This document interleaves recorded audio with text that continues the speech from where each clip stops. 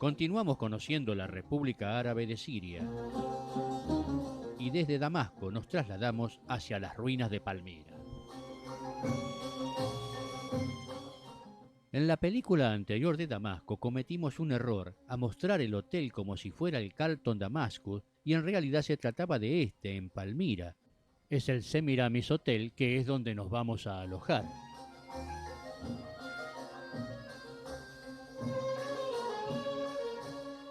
Este es el hall de entrada.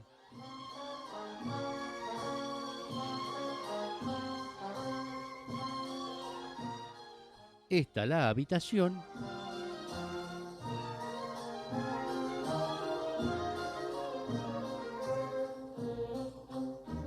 Y una vista hacia el exterior.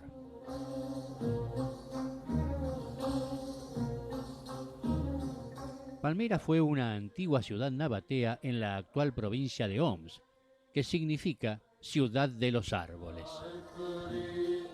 Pasamos por el denominado Valle de las Tumbas, que luego visitaremos.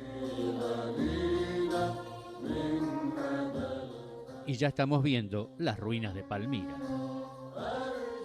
Y ya estamos en el emplazamiento arqueológico de Palmira y lo primero que nos encontramos es con el arco monumental. Este arco era la entrada natural a las ruinas de Palmira. Data del período de Septimio Severo, está edificado sobre una planta triangular y decorado con nichos situados sobre los vanos y ménsulas dobles que sujetaban estatuas. El tramo de columnas desde aquí en dirección oeste hasta el templo funerario es el más impresionante. Las columnas tienen soportes para estatuas de personalidades que las decidían el Senado y la Asamblea Popular para dar inmortalidad a los ciudadanos más importantes. Y más arriba, una cabeza de león. Esta columnata era el centro de la antigua ciudad y está flanqueado de pórticos sobre tramos, el teatro, baños y edificios de la administración civil. El primer edificio es el templo de Nabo, tiene planta trapezoidal del siglo I y se erigió en honor a una deidad palmireña que regía el futuro. De las termas de Diocleciano no es mucho lo que queda, excepto una piscina rodeada por un pórtico, una canalización de agua y varias habitaciones. Del antiguo pórtico vemos los restos de una ménsula rota que sostenía la estatua de la reina Zenobia.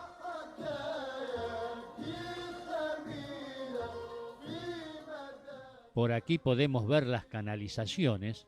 Hay tuberías que desembocan en un canal más grande.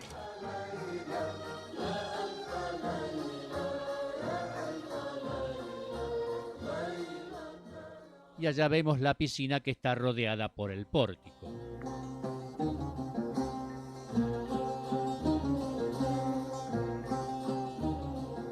Allá distinguimos la ciudadela de Ibn Man. Su construcción se atribuye al emilibanés Farjaldim de 1590 a 1635, que se rebeló contra el Imperio turco. En esta zona estaba el Caledarium de las termas. El cardo máximo no es recto como en la mayor parte de las ciudades romanas. Aquí se dobla porque conecta desde el templo de Bel, pasando por el arco monumental, por las termas y llegando inclusive hasta el templo funerario, recorriendo 1250 metros. Miren el arco como está bien trabajado y observan cómo la piedra clave más estrecha de arriba para tener todo el arco.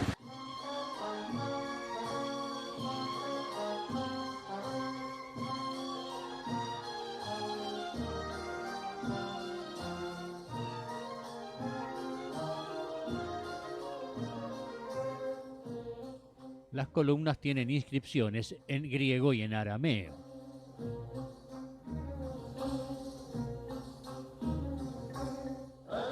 Aquí podemos apreciar mejor las canalizaciones que van a través de estas tuberías. Vemos el perfecto acople entre los tramos. Continuamos ahora camino hacia el ágora.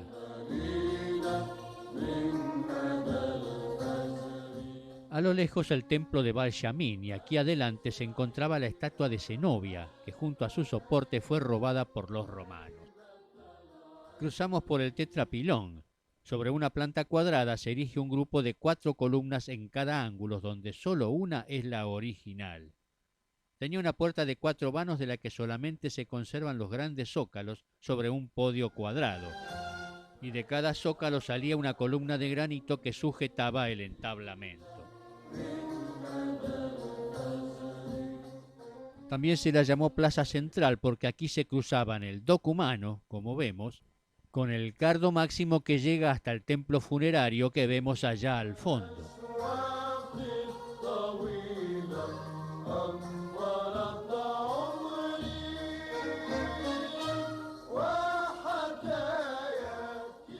Y llegamos al Ágora, que era un espacio cerrado muy grande donde se halló enterrada la tasa aduanera más antigua del mundo.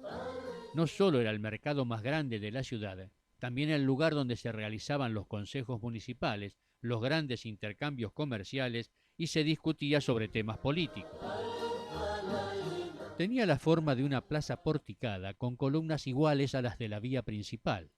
Estaban interrumpidas por ménsulas donde se colocaban estatuas de dignatarios en el lado septentrional, de militares en el occidental, de jefes de caravanas en el meridional y de senadores en el oriental. Y la entrada oriental estaba decorada con estatuas de familiares de Septimio Severo.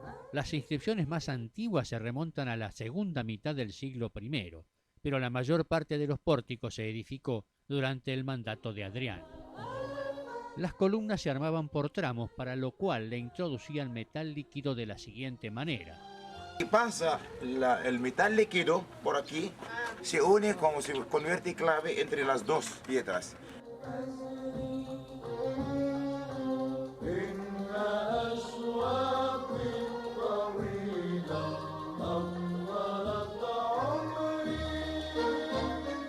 Muy cerca del ágora se encuentra el Senado, cuyos restos son muy pobres. Más que Senado, es una sala semicircular donde se reunían los jefes de tribu de Palmira, demasiado pequeño para una ciudad de la entidad de esta.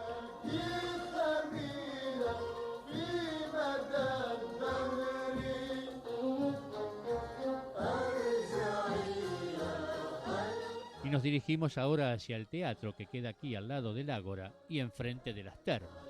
Ya estamos entrando al teatro, que en el exterior tiene un pórtico semicircular. Data del siglo II después de Cristo y reúne las características habituales de los teatros romanos. De hecho, no solo servía para lo que su nombre indica, sino también como escenario para luchas de fieras y otras celebraciones populares. El escenario tiene 48 metros de ancho por 8 de profundidad, está muy restaurado, pero que permite ver la grandiosidad que debía tener el edificio.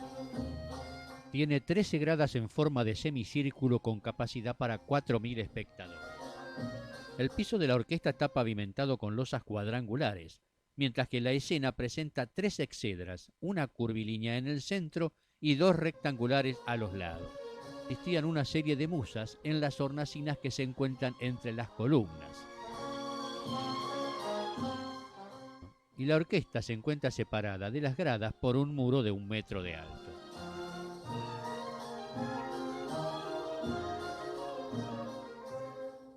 Salimos del teatro y nos encontramos con el templo de Bajal Samín, que fue fundado en los años 130 y 131. Tiene columnas corintias en la fachada y pilastras en los otros lados. Yamín era el dios de la tempestad, patrón de los agricultores y los pastores, a quienes dispensaba la lluvia benéfica. En el interior del templo ha crecido un árbol que realza más su aspecto. Allí se encontraba la estatua del dios que, al igual que Bel, los griegos la asimilaban con Zeus. La tríada estaba formada por Baal-Yamín, Aglibol y Malakbel, un dios solar. En las columnas podemos ver unas inscripciones. Y aquí vemos cabezas de distintas esculturas.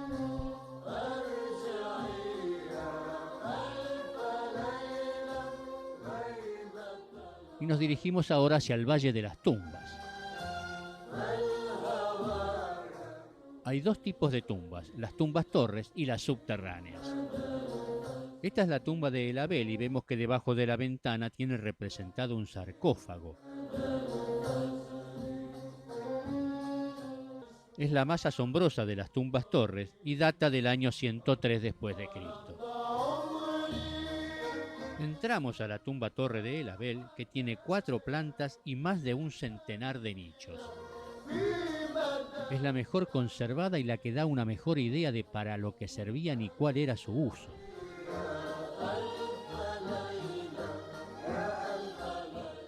Tiene 6 niveles, los ponían en ataúdes de piedra, momificados, y los metían así como un nicho. Las tumbas se sitúan en sentido vertical, unas encima de otras, con una lápida que incluía el busto del fallecido como tapa del nicho.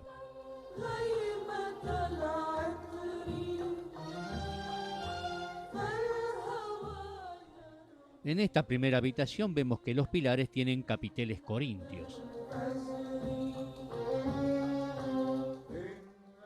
Tienen varios pisos porque pensaron que sería bueno aprovechar espacios y en cada una de ellas hay cientos de cuerpos.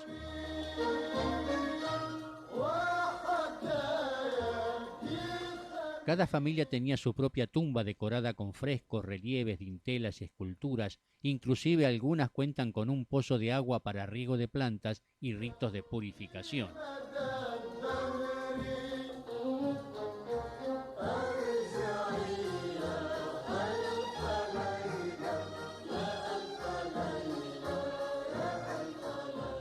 A lo largo de los años han sufrido continuos saqueos.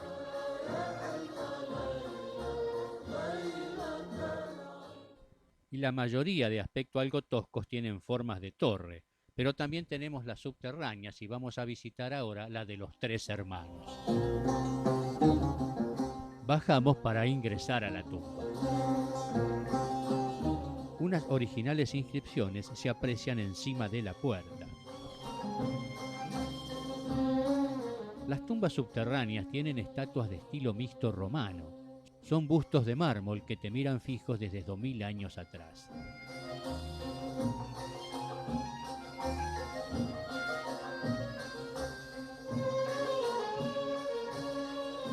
Está prohibido fotografiar en su interior, como vemos en este cartel, pero es por problemas del flash. De contrabando, alguna pequeña imagen con la filmadora pudimos obtener.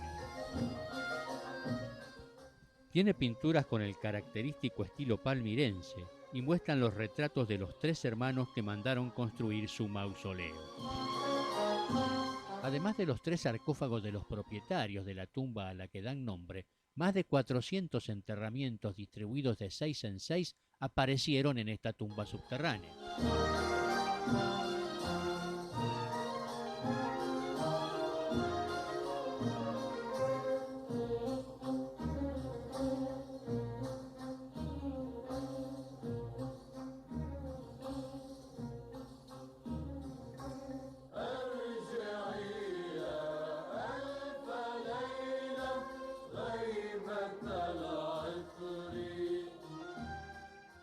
Nos dirigimos ahora hacia el templo de Bel. Y llegamos al templo de Bel. El templo se halla sobre un gran temenos o patio amurallado. Atravesamos la muralla y entramos en el recinto del templo.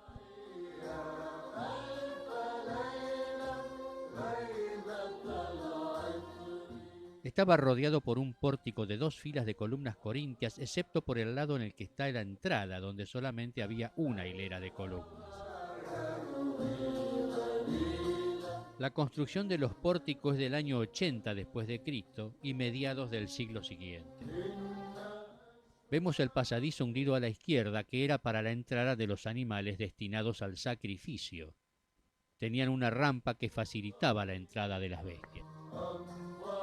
Los agujeros que vemos en las piedras los hicieron los turcos durante el dominio otomano para extraer los trozos de metal que unían los bloques, fundirlos y hacer municiones. Ahí podemos ver restos del bronce entre las piedras. Canalizaciones para el agua sucia.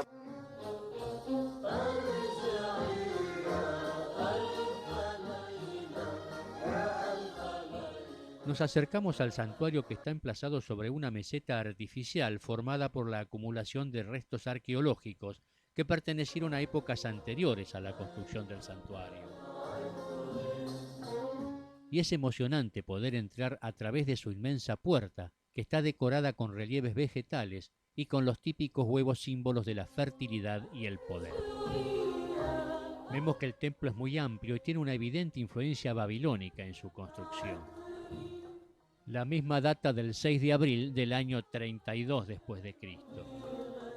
Como dijimos, el templo estaba dedicado al dios Bel, el dios más poderoso de Palmira, y estaba asociado a los cielos y a la tierra, y sería el equivalente a Zeus o Júpiter, y formaba parte de la Trinidad, junto con el dios del sol y el dios de la luna. En su interior nos encontramos con los altares. Este es el altar con el mihrab, que apenas es un hueco en la pared. Más interesante es el otro altar, ya que está representada la tríada divina, con Bel figurando como un águila que gobierna sobre el sol y la luna y sus compañeros dioses. Y justo por debajo de la misma hay una bóveda celeste con un zodíaco de 12 símbolos ejerciendo de techo en el altar. Está muy deteriorado, pero se pueden distinguir algunas figuras pertenecientes a los símbolos tradicionales como representaciones de los 7 planetas. En el exterior vemos algunos relieves interesantísimos procedentes del friso original. Vemos frutas y alimentos en el friso más llamativo del conjunto. También hay otros dedicados al dios Bel con un camello asociado al dios.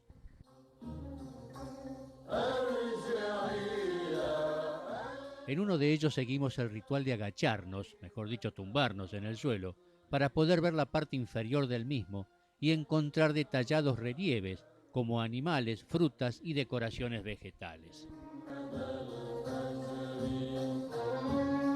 Salimos de este friso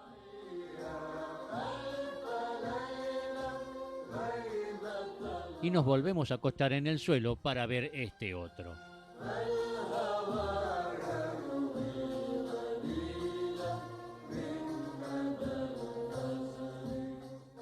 Salimos y vemos la parte lateral del templo.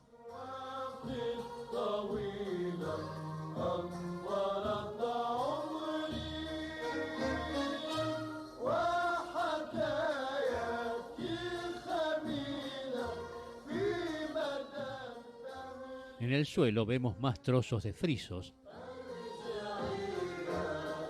Y aquí lo vemos a Bel como águila.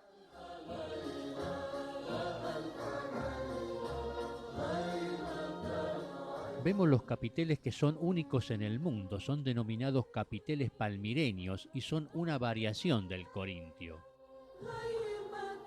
Vemos una maqueta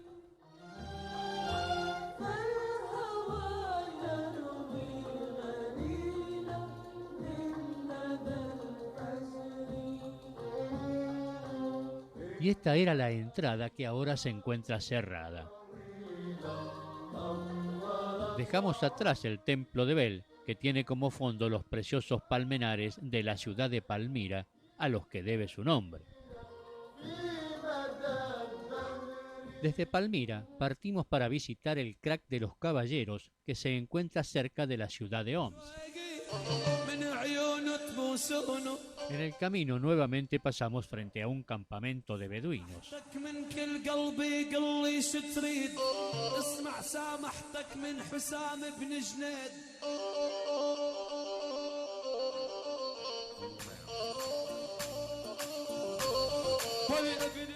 Y aquí nos encontramos a escasos 225 kilómetros de la República de Irán.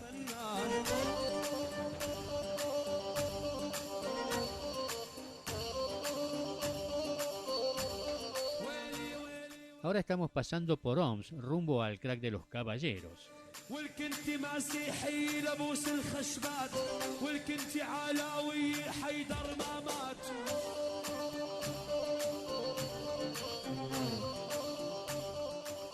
Y ya divisamos el castillo fortaleza que fuera construido por los cruzados sobre un espolón del desierto sirio con el fin de proteger la ruta que unía la Siria de Homs, bajo el dominio musulmán, con Trípoli en el Líbano, que era la capital del condado del mismo nombre, en la costa del Mediterráneo.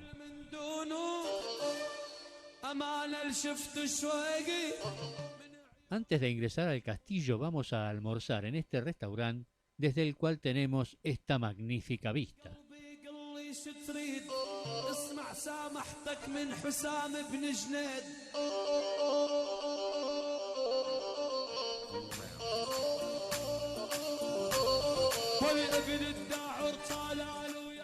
Y ahora sí comenzamos la dificultosa tarea de escalar hacia el crack de los caballeros, que significa fortaleza de los caballeros.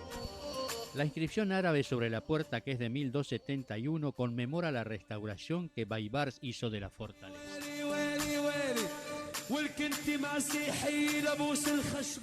La fortaleza original había sido construida por el emir de Alepo. Luego fue capturado por Raimundo IV de Tolosa en el 1099 durante la Primera Cruzada, pero fue abandonado cuando los cruzados siguieron su ruta hacia Jerusalén.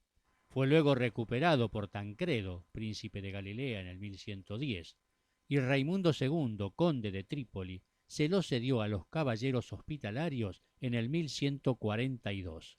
Durante el siglo y medio siguiente, los caballeros construyeron una imponente fortaleza, la mayor de Tierra Santa, que resistió al menos 12 asaltos por parte de los musulmanes. En 1163, la fortaleza fue infructuosamente asediada por Nur al-Din. Después de su victoria, los hospitalarios se convirtieron en una fuerza virtualmente independiente en la frontera del condado de Trípoli. Fue asediado también infructuosamente por Saladino en el 1188. Y finalmente fue el sultán de Egipto, Baibars, quien tomó la fortaleza en el 1271. Vamos a pasar por una de las puertas. Ahí vemos los agujeros por donde pasaban las cadenas con los contrapesos para subir las puertas. Estas se deslizaban por estas canaletas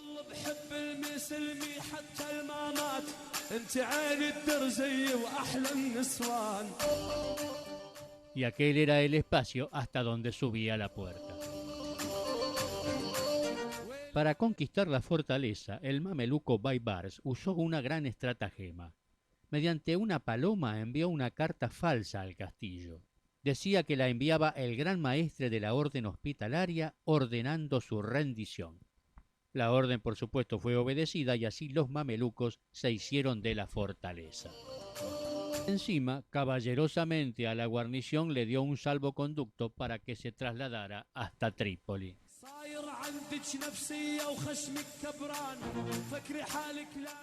Este inmenso salón era el dormitorio de los soldados y de sus caballos.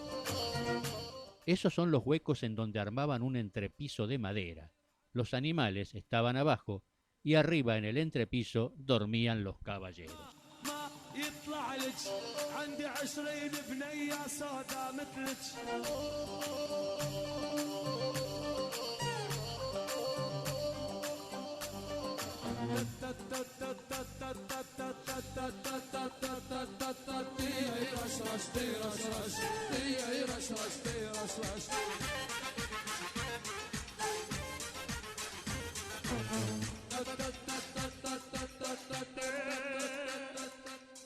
La superficie lisa e inclinada responde a varios objetivos, entre ellos actuar como base para la muralla superior y dificultar la escalada del enemigo.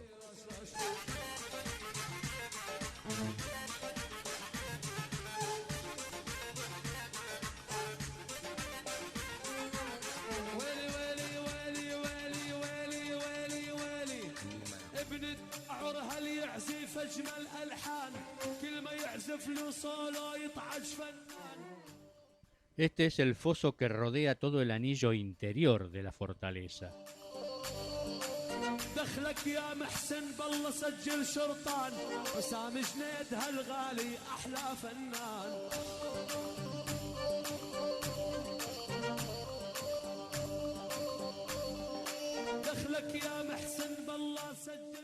Continuamos el recorrido subiendo a la muralla exterior, salvo Kuki, que prefirió ir por la parte baja entre las dos murallas.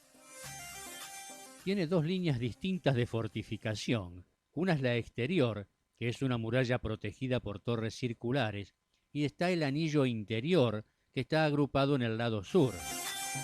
Existen 5 torreones similares que se alzan a lo largo de una extensión de 150 metros en el lado oeste de la muralla exterior.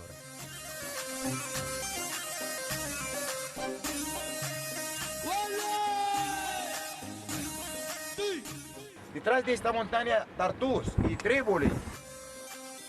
Esta ciudad se llama Safita, es un pequeño castillo. Al sur, Líbano, el mar. Este edificio es conocido como la Torre de la Hija del Rey.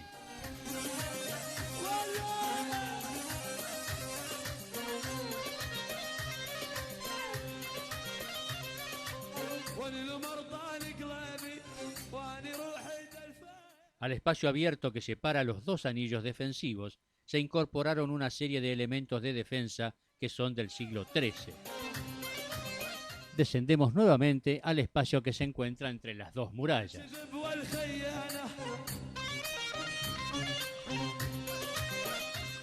Y ahora nos volvemos a reencontrar con Cookie. Bajo los hospitalarios el castillo se reconstruyó en 3 partes. En 1744 la muralla de la fortaleza interior. A fines del 12 y a principios del 13 las murallas exteriores. Y después de 1250 almacenes y establos de planta baja. Aunque el emplazamiento era ideal, se tuvo que levantar un muro con 3 torres sobre la llanura.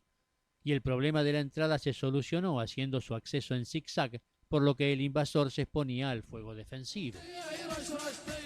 La posibilidad de rendir la fortaleza mediante el asedio era prácticamente imposible.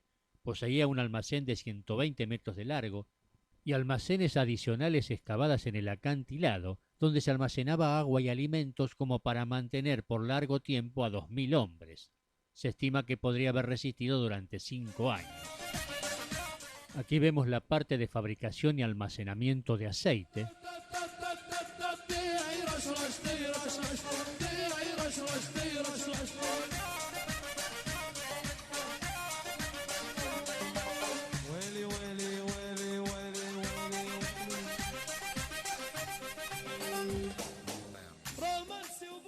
Y aquí es donde se fabricaba el vino.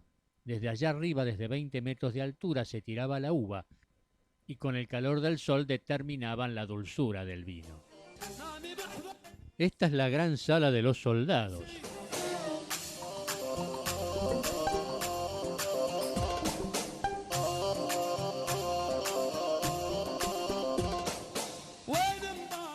Aquí se encuentra el horno y la cocina. Y allá al fondo se encontraban las letrinas.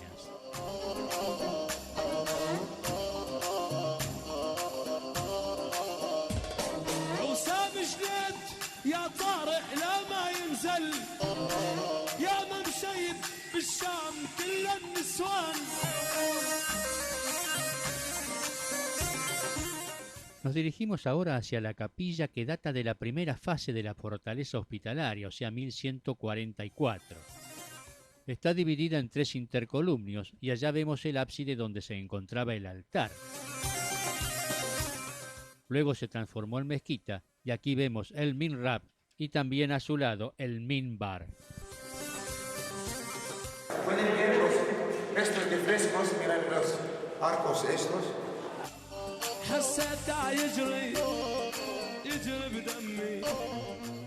La sala de los caballeros, donde celebraban sus reuniones, tiene un estilo gótico.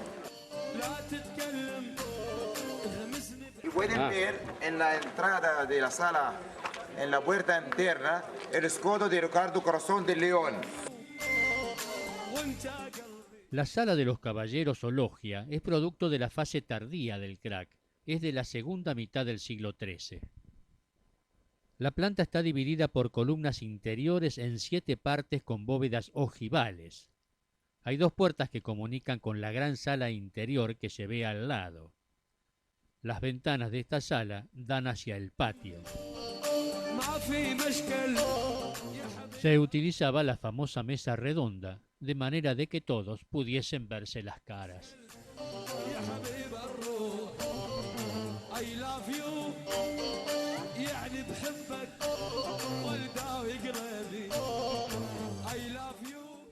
Terminada la visita al crack de los caballeros, nos tomamos un descanso paseando por uno de los patios de la fortaleza.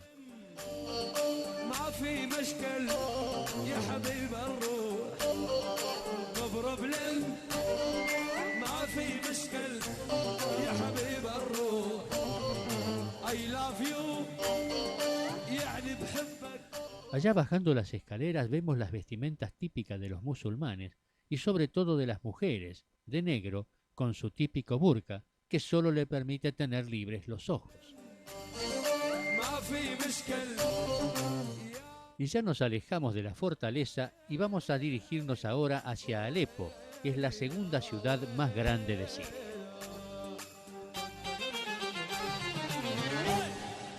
Partimos entonces desde el crack de los caballeros hacia la ciudad de Alepo.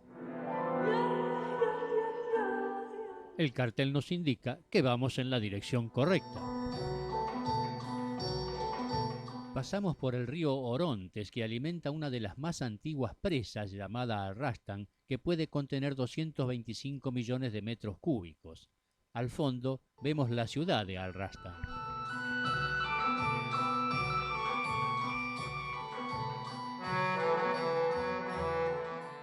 Ya está comenzando a anochecer.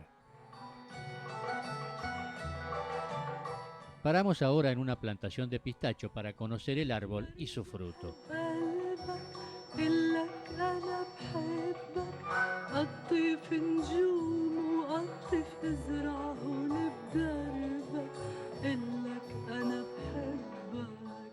Y retomamos nuevamente el viaje.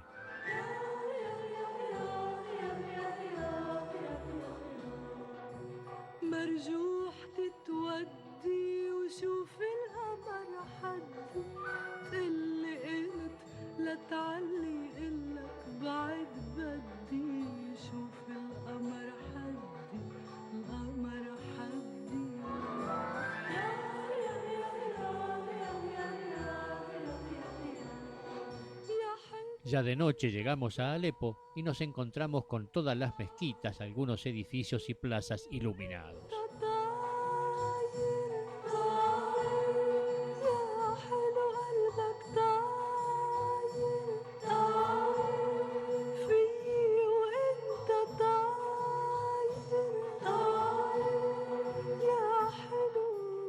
Y en Alepo nos alojamos en el Hotel Mirage.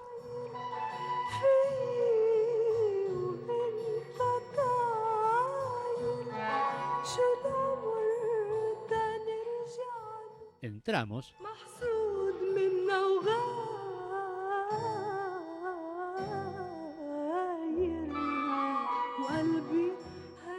Este es el hall de entrada.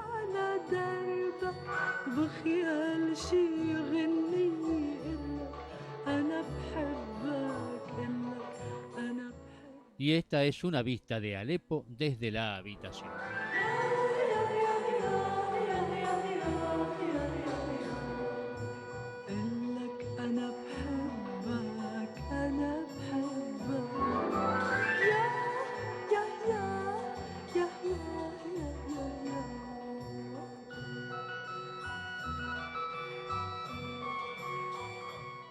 Vamos recorriendo Alepo, que en árabe significa leche fresca, mientras nos dirigimos a la fortaleza de San Simeón.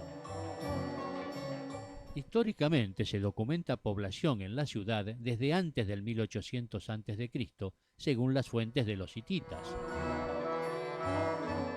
Durante la dinastía amorita fue capital del reino, para luego volver a ser hitita aproximadamente en el año 1600. Más tarde fue asiria y persa. Los griegos la tomaron en el 333 a.C. y en el año 64, cuando Siria formó parte del Imperio Romano, la ciudad también se integró en el dominio romano. Luego formó parte del Imperio Bizantino hasta su pérdida en manos de los árabes en el 637 después de Cristo. En el siglo X volvió a los bizantinos. Los cruzados la asediaron en 2 ocasiones, pero nunca la conquistaron. Pasó a manos de Saladino y se mantuvo en poder de los árabes hasta su toma por los mongoles en 1260. Luego fue una ciudad del Imperio Otomano hasta el 1517 y a la caída de los otomanos pasó a la administración colonial francesa, pero volvió a Turquía cuando ésta recuperó Antioquía en el 1938. En la Segunda Guerra Mundial son aliados de Francia y de Inglaterra, hasta que al término de la guerra Francia continuó intentando mantener el control sobre Siria, pero en abril del 46 se logra por fin la ansiada independencia.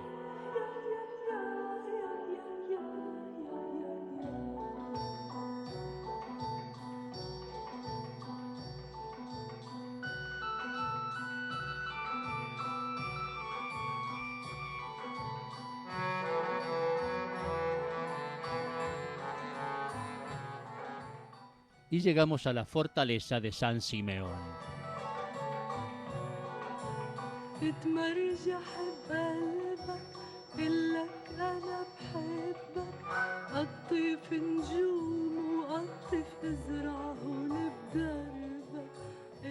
Entre los siglos IV y X, los cristianos eremitas que buscaban a Dios se aislaban en lo más alto de una torre o de una columna. Desde allí lanzaban sermones, meditaban y dormían. En suma, desarrollaban su vida en escasa superficie de 1 metro cuadrado. Simeón el Estilita fue el más famoso de estos hombres, y después de 30 años en la columna falleció en el 459. Y pocos años después se inició la construcción de la basílica dentro de un gran complejo entre los años 476 y 491. La iglesia está formada por 4 iglesias, cada iglesia una nave principal y 2 naves laterales separadas por 2 filas de columnas. Las 4 iglesias realmente se unen donde está la columna de San Simeón. Ahora, como vamos a ver, en el medio hay una sala octagonal aquí. En cada cruz de esta sala realmente tiene una cruz, en cada arco tiene una cruz. La iglesia principal que se dirige hacia el este. Y luego hay una iglesia también de cultos diarios aquí. La entrada del convento completo era por aquí, no es por donde entramos. Realmente si ustedes miran allá hay un arco. La entrada de este convento realmente era por allá. Es el baptisterio. Y luego aquí realmente es una fachada. Esto de los bizantinos, esto del siglo X de nuestra era. Por eso se dice la fortaleza de San Simeón, no se dice la iglesia de San Simeón. En el siglo X, los bizantinos, cuando ocuparon toda la zona esta, hicieron una muralla y empezaron a usarla como una fortaleza. Y nunca fue usada ya más como una iglesia. Esa es la entrada, que es la fachada esta, es del siglo X también. Es un alojamiento para los monjes y luego hicieron aquí un cementerio también para los monjes que vamos a visitar. Realmente vamos a hacer la visita, estamos aquí ahora, vamos a visitar aquí, luego vamos a recorrer esto, vamos a salir para la iglesia de los cultos diarios, por atrás vamos a ver cómo la decoración por afuera y por dentro está bellísima. Luego vamos a hacer una vista panorámica de aquí al valle de Efrín y terminemos la visita aquí. La piedra clave es una cruz. Aquí usaron distintos tipos de cruces, cruz de Malta, cruz griega, cruz bizantina. Y aquí el único sitio que usaron las hojas del acantos de los capiteles torcidas. Claro, hay muchas interpretaciones, la más lógica para mí, como ustedes ven los árboles, todos están torcidos, es una zona de viento. Ya estamos en la sala octogonal donde se encuentran las 4 iglesias. Y esta es la columna donde vivió San Simeón. En la parte baja, al nivel del suelo, vivió un discípulo suyo. Al principio construyó una columna de 3 metros de alto, pero como los fieles lo alteraban, la levantó a 7 metros y luego a 18 metros de alto. Por las noches, para no caerse, se encadenaba a la columna por el cuello.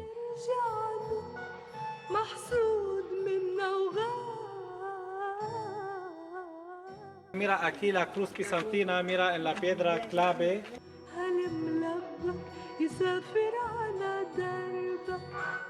Mira la cruz de Malta. Aquí estamos en el punto medio de donde se unen las cuatro iglesias. Se ve, mira, es una iglesia. Mira, esta otra iglesia, una nave principal, dos laterales. Y luego allá está otra iglesia. Y esta es la principal que se dirige hacia el este. Mira con el ábside, con las 5 ventanas que representan las 5 heridas del Señor cuando lo crucificaron.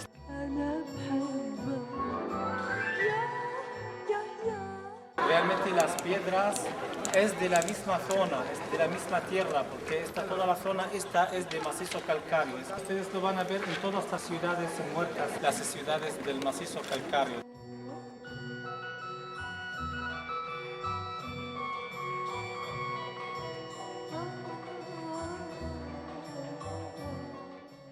Aquí vemos parte del piso original. Continuamos con el recorrido de las ruinas.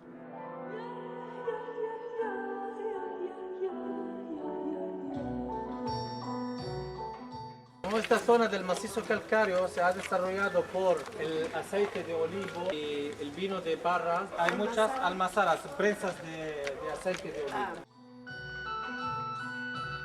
Estos piletones eran utilizados para el aceite de oliva.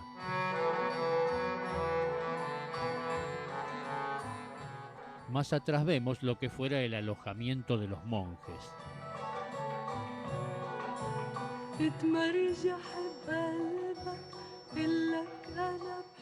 Y esta es la pequeña iglesia de los cultos diarios, que tiene una arquitectura semejante a la basílica principal. Esta es la parte posterior del ábside de la iglesia y aquí vamos a ver los distintos elementos decorativos interiores y exteriores. La decoración de este convento no es por dentro nada más, sino por fuera. Las piedras están ordenadas, también están numeradas para ponerla nada más. Y dicen si quieren reconstruir esta iglesia de nuevo, realmente le va a faltar poco nada más de piedras. Los árboles de pistacho, un macho y alrededor del macho 4 hembras.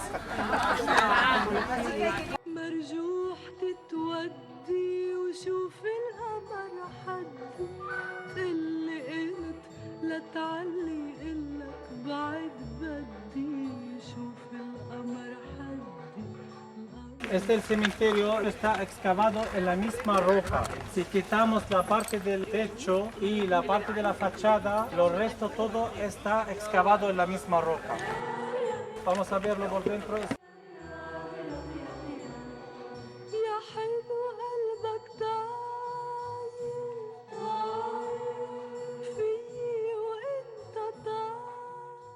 Mientras esperamos que salga otro grupo del interior, aprovechamos para hacer un pequeño descanso.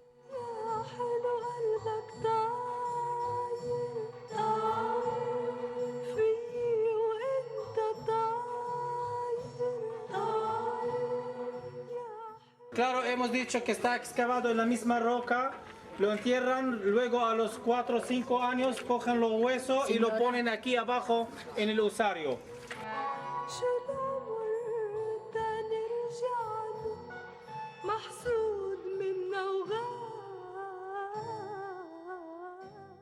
Dejamos el cementerio y nos dirigimos ahora hacia el punto panorámico. Mira, aquí está el valle de Efrín. Es una zona de macizo calcáreo, pero tiene tierra fértil. Algunos arreglaron la tierra aquí, sacando todas estas piedras y se queda la tierra fértil. El valle de Efrín, donde está la cueva de Al-Dardaría. Realmente la cueva de Al-Dardaría, donde encontraron el esqueleto más completo del hombre neandertal. Por el norte está Turquía, detrás de aquella montaña es Turquía. Y por aquí también, de a 20 kilómetros o 30 kilómetros, ya se va a Turquía por aquí también. Al pasar nuevamente frente a las iglesias vemos que aquella no se encuentra alineada. Uno de los argumentos es que como están en cruz, Cristo al ser crucificado tenía la cabeza inclinada. Allá estamos viendo las llamadas ciudades muertas que están a lo largo del valle del río Orontes entre Hama y Alepo. Hay 60 de estas ciudades, llamadas así porque hace siglos que dejaron de estar habitadas.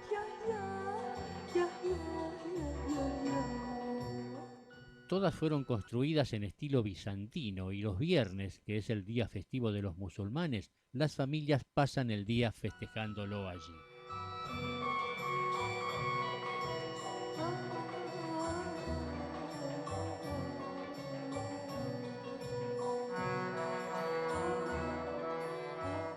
Aquí tenían la cisterna que se encuentra ahora tapada por una piedra.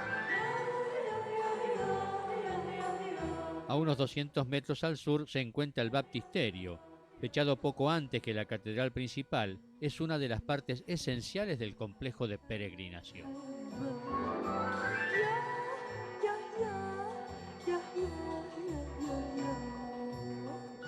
Finalizada la visita a la fortaleza de San Simeón, regresamos ahora a Alepo para visitar la ciudadela.